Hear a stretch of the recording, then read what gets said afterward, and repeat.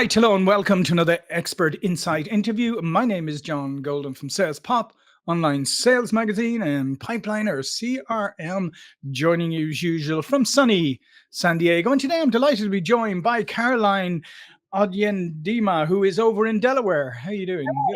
The other How are side of the country. Yes, thank Yeah. you for having me. And Caroline is the go-to messaging and storytelling strategist who helps six-figure coaches and consultants scale to seven figures through story-driven content that converts strangers into high-ticket clients. Former software engineer and architect, you bring technical precision to marketing strategy, creating systematic approaches that generate consistent results. And what we're going to talk about today is selling with stories, sold with stories, and affluent with AI. So storytelling and AI. Um, so Caroline, to get started, I mean, storytelling is something that's very historical, very traditional. It comes like I'm Irish. I come from a very storytelling culture, and that's so it's very kind of inherent in us. And now we have AI, which is, new and, machines and learning. So tell me a little bit about the confluence of storytelling and AI. Well, so they're a great intersection. Previously, storytelling was something that many of my clients and people I spoke to found intimidating. They really didn't feel they were natural storytellers, even though I feel everyone has a story in them. And so I developed a system to help people tell amazing stories on socials that got them high ticket sales. Storytelling is the bridge between income and your ideas. And really, especially when it comes to high ticket selling, there needs to be a trust element. So if we can tell great stories that segue to a strong message, that segues to a solution that you present, it's a great way to marinate your message over time rather than force feeding it in a webinar on a quick launch. And then people can really understand what your offer is about, and they tend to approach you rather than you having to cold pitch them. Mhm. And so, yes, the theory was great, the principle was great, and people were doing it. But, most people don't execute when they feel resistance. And so that's Mhm. where AI came in to help accelerate that process. So you still have to understand the principles of storytelling and what's a good story and what's not. But I just basically gave them a choose your speed method of telling those stories. You can do artisan, which is where you can follow my guides and you write the story from your own perspective and at your own speed. So it's for people who are great at writing and they want creative license over that. Mhm. You can do it architected, where I give you almost like a step-by-step fill in the blank with a story skeleton, right? So Mhm. you're within the guardrails, but you have freedom to move around. And then the third way is AI assisted, where you use my story bots that understand my framework, that you can put your ideas in and it will give you a great story according to my Sold with Stories framework. Yeah. So tell me a little bit about what makes for a good story, because that's, as you said, some people don't think they're good storytellers, but they actually are because, they're able to deliver a message in a concise way. Some people think great storytellers are ones who go off on these rambling, like embellished stories, and they're fascinating, which sometimes are, maybe interesting when you're in the pub, but in a business context, it's overkill. Sure. Well, yeah, exactly that. In a business context, we don't want a TED talk, we don't want a screenplay. And that's what most people teach when it comes to storytelling. Hmm. So, what I did is I condensed that into a framework which is specifically tailored for storytelling on socials, where people have a limited attention Yeah. span. So we're able to tell these stories in about 600 to 800 words. And it starts with a written story, so a written post, okay, which can be adapted into different formats according to Hmm. what your audience likes to consume. So that's really the difference with normal storytelling or self storytelling. These stories, they're not meant to expose your whole offer. It chooses a messaging angle. So I have different messaging pillars, Right. and we tell a story that can just give you a snapshot of value. And when over time reading these different stories, it becomes a big mosaic, right? You get the big picture of value, but we're not trying to force feed it. So that's why it's very different from traditional storytelling or sales storytelling, in a way that you're almost building trust, building brand, but also exposing your value and selling your offer in a way which feels very subtle. Mm. And so that's why when people say they can't story tell, we all tell great stories, but what makes it a great story is that there needs to be a message. And in this context, because we're angling for a sale down the line, the message needs to be connected to your offer. All right. Mhm. And so the way I teach it is very easy. It's a 3-step process. And once people get it, they get it. And then they can't help but tell stories every day, because they can see different angles, ideas, events, experiences, which make a great message, which can now be segued seamlessly into positioning their offer. Yeah, because so what you're talking about there is obviously, you are incrementally building out your story over time, like adding to it, but it's very focused, as opposed to, as you said, trying to tell a story and have everything in it in this one story and hit all the angles and hit all your value propositions. You're actually doing it in a much more sequential, maybe much more manageable fashion. Absolutely. And really, people struggle with, well, I don't do amazing things. So what kind of story can I tell? Right?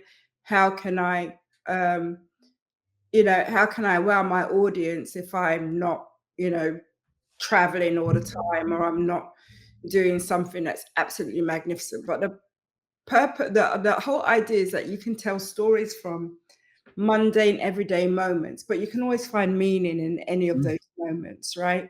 And actually, it's the mundane everyday stories that really resonate with people, because most people are doing mundane and everyday things. Yeah. So, And so I just think that's such a good point, because you're correct. Because sometimes it's like you go to, say you go to a conference and they have a keynote speaker and they come out and like person sailed around the world on their own and all this, and you're there going, yeah, it's a really interesting, fascinating story, um, but it's completely unrelatable, right? I mean, because none of us are really ever going to do that. The mundane, if it's delivered properly, is very, very relatable. that's right. And that's exactly why this type of storytelling works. You're never at, you're never at a loss for stories. There's always something that you've done. And really, the key of this is I'm helping you to find meaning out of the mundane. Like, Hmm. for instance, I talk a lot about trust. I just wrote a story today, and I talked about a wedding that I'd gone to, and it was in a stately home, right, that was built in Tudor times, 1500s. And when they were showing me to my room, they gave me a choice, right? You can either take the elevator or you can take the stairs. And I was staying in the very top of the house, right? Probably where Henry VIII Right. bedded a wife or something like that. Bedded and beheaded. Bedded a few. Okay. And we were going all the way to the top. Now, I was like, how can I? Because that was what was on my camera roll. So sometimes we have to reverse engineer, because we have the information we have, right? So now Mhm. you say, I've got this piece of information. It's a video. I don't want to waste it. How can I now segue this into something meaningful? Well, the story I told was based on trust, because I chose to take, when the concierge gave me a choice of how I would get to the top, I chose to take the stairs rather than the elevator, because I didn't trust the elevator in a house at 1500, build the 1500s. And Good if point. I was stuck in there, they care more about the listed home, right? Rather than Yeah. smashing open the elevator to get E me out, right? exactly. Yeah, yeah. I'm disposable. Okay.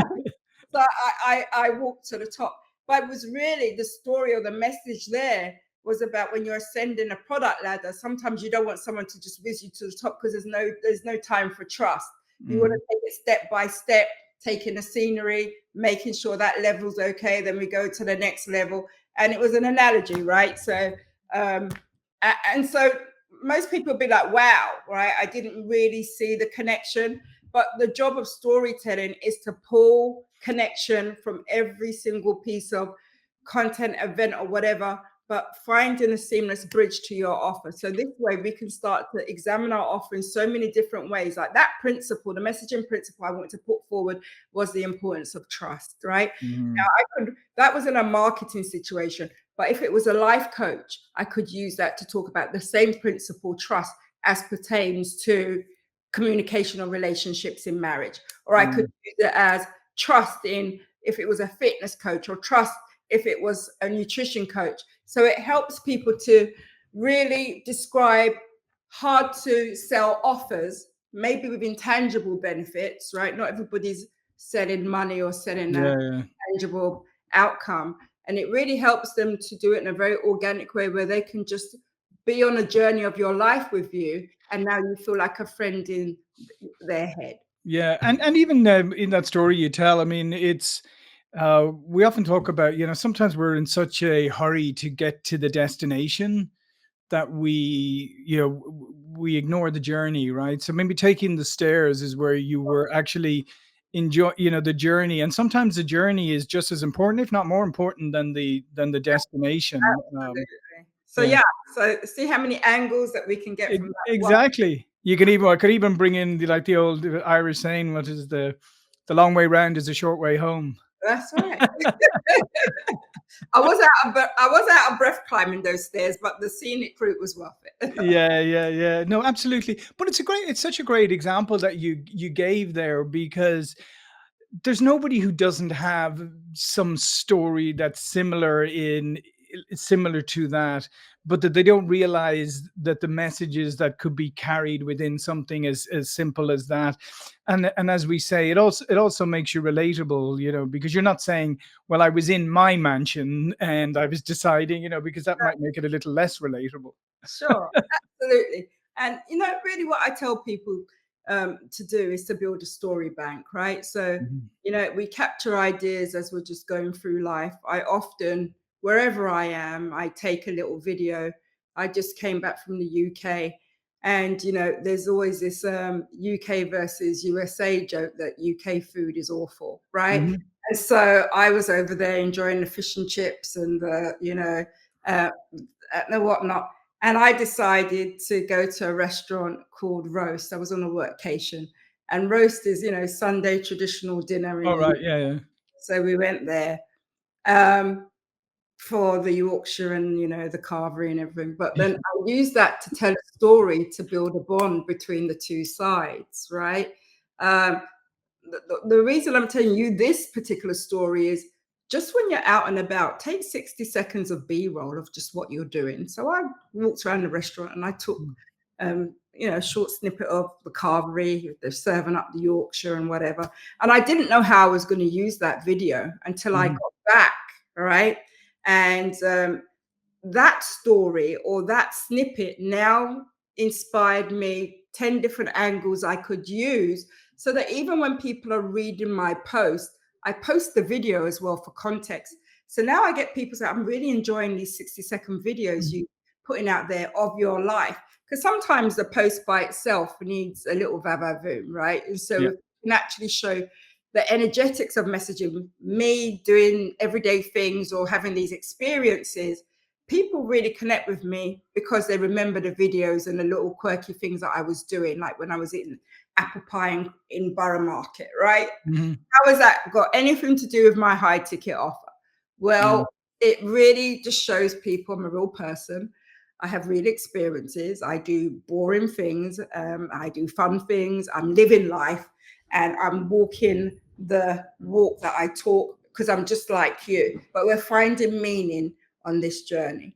And I think Yeah. that's what people need in this day and age because everything's so AI polished, right? We just want to see some messy B roll.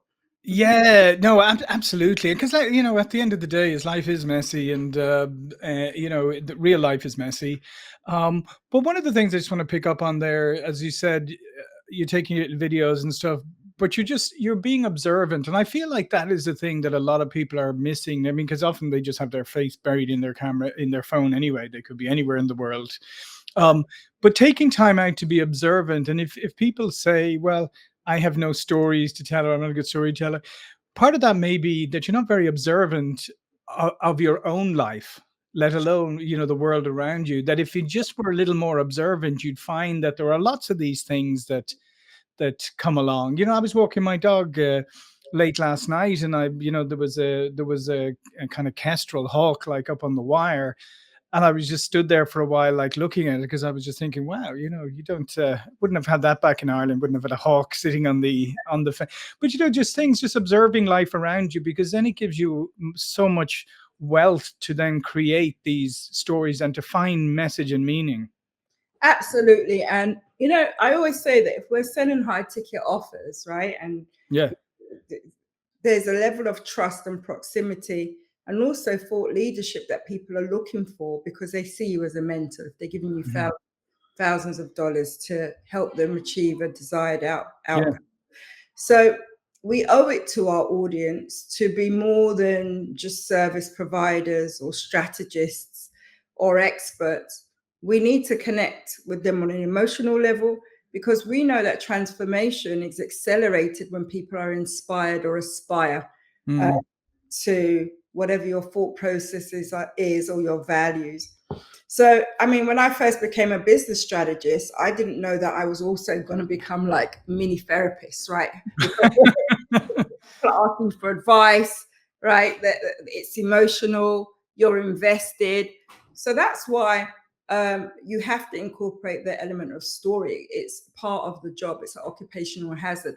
If you are doing something that you thought was very technical, right, or Yeah. very mechanical. Yeah, because otherwise you're going to come out. And I remember back in one company I worked in, that we hired one of the big consulting companies. Maybe it was KPMG. I can't remember which one it was, but anyway, Something like that. Yeah. one of those people. Mhm. And literally, well, let's be honest, they send in their top person during the sales process, and then when you actually, buy the services, then they send in all the juniors. But um, the reality is they come in with a template, Sure. right? Sure. And just as and basically anybody could do it, and that's okay. I mean, yes, you need to have a structure and everything, but what you're talking about is you can come in with the structure and a method and everything to do it, but you need that extra part. You need to bring part of yourself or whatever into it, because otherwise, why don't you just send them the structure and say, here you go, knock yourself out. Sure, absolutely. A lot of people want to give information, but what we really need is interpretation of that information, Yeah. right? And it needs to be tailored to whoever you're working with in a way that they feel it on an emotional and energetic level. Otherwise, the transformation is lost.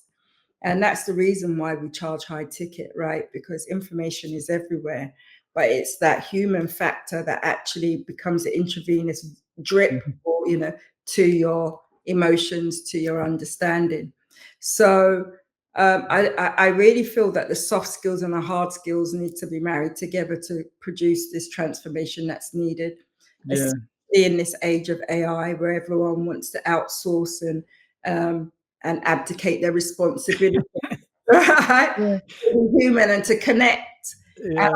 that's what's going to set a lot of people apart. So storytelling is absolutely the antidote to becoming AI apathetic, right? Which I think is happening a lot now.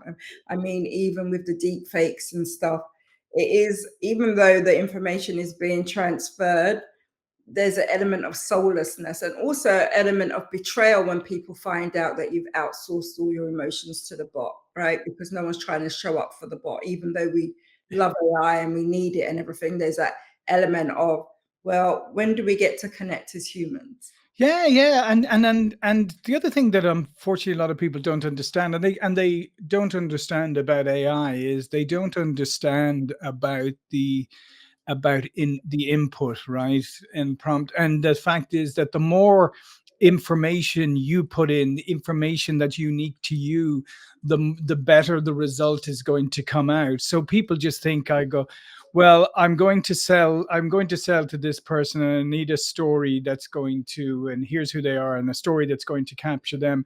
That's going to give you the fakery you're talking about. Sure. However, if you start to put yourself in there, like you said, you've got different ways of doing that, with AI. then you'll get something a lot richer out of it. And I think that's the part people are missing. They're forgetting that. They just think that they can just put a one line prompt in and then just take whatever garbage is returned to them. And be honest, if you give a garbage prompt, you're going to get garbage back. Absolutely. And this is why Sold the Stories, the AI aspect of it is very different in terms of the output that you get, because each of the stories, so Sold the Stories goes over for a year. So every year you get a story drop and you write that story, and then it shows you how to repurpose that story into different formats for Mhm. the audience, right? Now, why do these stories work so well, even though they are AI generated, if you choose that um, avenue, because Mhm. there's different avenues, because it's based on storytelling frameworks, a different storytelling framework, but it's also based on your unique Yeah. experiences poured into that framework rather than just abdicating to AI and say, give me a story, and AI just makes up any old crap, right? And you can tell. So I don't try and pretend that AI hasn't been used in anything, because the AI police are always going to be scrutinizing your stuff. It's going to see the M dash, it's going to see the structure, and it's going Yeah. to. We're using it like Grammarly. But even though people say, wow, I can tell she used AI to format this, they tell me, I love your storytelling, Caroline, because they know that AI could not have written my experience sitting at Borough Mhm. Market eating apple crumble and Yeah. then to roast, and the feelings I had growing up, a girl of humble beginnings from that area where Sunday dinner was a ritual in my household, and what that means to me now. Like all of those things, which is the actual emotion and connection that people are looking for. And so yes, when people hear AI and storytelling, they're like, that's an oxymoron, right? Mhm. Because, storytelling is very personal and AI is not. But no, we're just using AI to accelerate the writing process. But it's really your ideas, it's your emotions, it's your epiphanies, it's your experiences, and a framework that I have developed. When you tell AI to take this framework, take all your input and structure it according to this framework, because we know that's a storytelling framework that psychologically works, you get gold coming out rather than just these normal prompts that you get a whole lot, Yeah. you know, you get reams of content, right, that nobody wants to read, and then you contribute to content noise out there. Exactly. And if anybody does, and if anybody needs a real live example, as you were talking there, Caroline, you mentioned Sunday dinner when you were a kid with the family. It was a ritual. The same for me growing up. I just literally had a flashback to being very young, small. Sunday dinner was always a ritual. There were five kids. My parents, like seven of us, ran the table every Sunday. And like, when you're younger, like there's no missing that was, whatever. But yeah, so there you go. You see, you just mentioned something that I connected with immediately. Now, AI would never have found that. It would never have found that, and it would never really, beyond the AI even trying to replicate, it would really rob us from a beautiful connection experience Yeah. with our audience, right? Because at the end of the day, we are still people behind the AI who need to connect with someone to give them this service, right? Mhm. So even me telling that story, it edifies me as much as it edifies my audience. And Yeah. then it gives me the drive to want to serve, to want to connect. And when we rob ourselves from that experience, we're quite resentful of the work that we're doing. We're not even passionate about Yeah. it. Right? We're not even reading the content that we're putting out. I mean, how many times do you go back and savor over a post that you've written in AI and say, I really enjoyed that, or that brought something back? You Mhm. don't get to do it. A lot of people just post their AI content. And if I say, what did you just say? They can't even, they don't know, Yeah. they even read it. No, they don't even read it, and they don't. And sometimes they don't realize that some of the crazy stuff that AI has put in there because they didn't read it, and then when somebody points it out, they're like horrified. And you Exactly. think, yeah, that's it. If you're not reading it, right? If you're not even reading what you put out, why do you think your reader will read it? And how is there going to be that connection? How are you going to be excited to connect with them in that way, because you have a common point of interest that has brought you together? So, and then you've got to work with them in close proximity. But what brought you together was fake, right? And Yeah, so if yeah. it's not in alignment, and then uh, it's a whole crazy dilemma after that.